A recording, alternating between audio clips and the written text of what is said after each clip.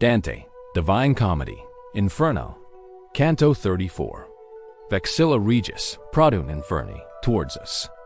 Therefore look in front of thee, my master said, if thou discernest him, as when there breathes a heavy fog, or when our hemisphere is darkening into night, appears far off a mill the wind is turning.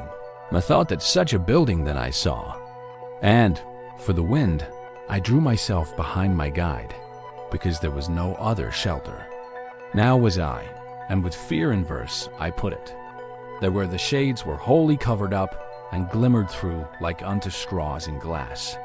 Some prone or lying, others stand erect, this with the head, and that one with the solace.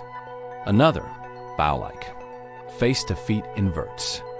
When in advance so far we had proceeded, that it my master pleased to show to me the creature who once had the beauteous semblance, he from before me moved and made me stop, saying, Behold this, and behold the place where thou with fortitude must arm thyself. How frozen I became and powerless then. Ask it not, reader, for I write it not, because all language would be insufficient. I did not die, and I alive remain not. Think for thyself now, hast thou aught of wit, what I became, being of both deprived. The emperor of the kingdom dolorous, from his mid-breast forth issued from the ice. And better with a giant I compare, than do the giants with those arms of his. Consider now how great must be that whole, which unto such a part conforms itself. Were he as fair once as he now is foul, and lifted up his brow against his Maker, well may proceed from him all tribulation. Oh, what a marvel it appeared to me, when I beheld 3 faces on his head.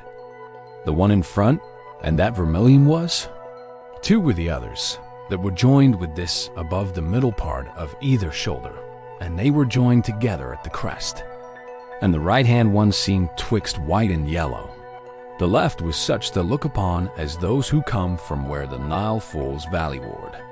Underneath each came forth 2 mighty wings, such as befitting were so great a bird. Sails of the sea I never saw so large. No feathers had they, but as of a bat their fashion was. And he was waving them, so that 3 winds proceeded forth therefrom. Thereby Cocytus wholly was congealed. With 6 eyes did he weep, and down 3 chins trickled the teardrops and the bloody drivel. At every mouth he with his teeth was crunching a sinner in the manner of a brake, so that he 3 of them tormented us.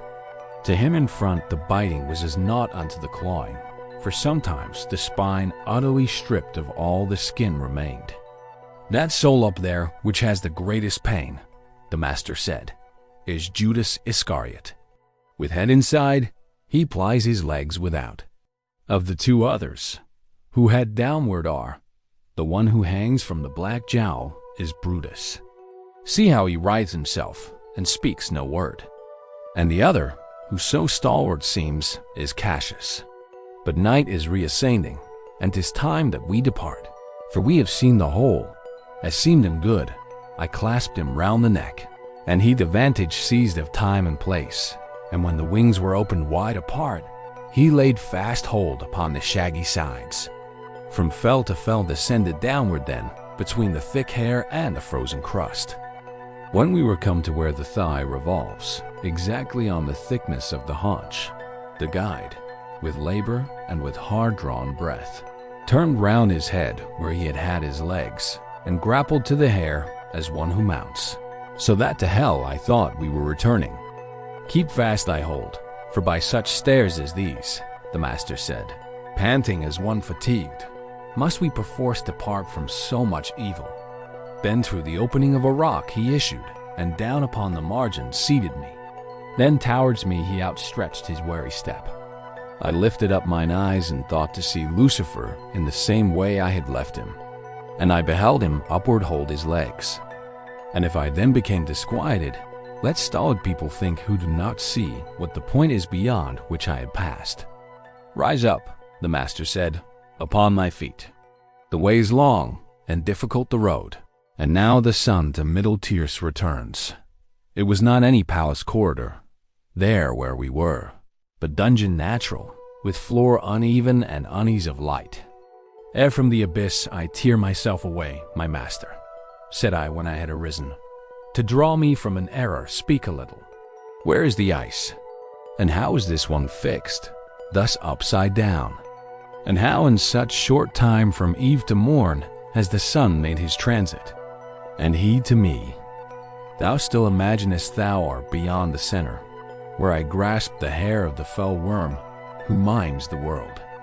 That side thou wast, so long as I descended.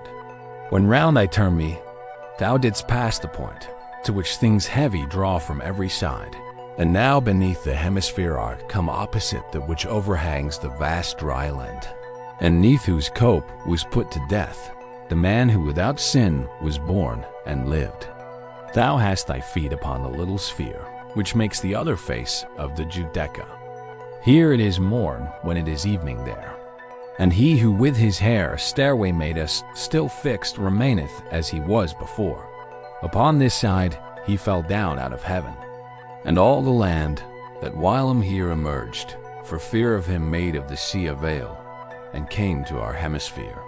And peradventure, to flee from him, what on this side appears left a place vacant here, and back recoiled. A place there is below, from Beelzebub, as far receding as the tomb extends, which not by sight is known, but by the sound of a small rivulet, that there descendeth through chasm within the stone, which it has gnawed with course that winds about, and slightly falls. The guide and I into that hidden road now entered, to return to the bright world. And without care of having any rest, we mounted up, he first and I the second, till I beheld through a round aperture some of the beauteous things that heaven doth bear.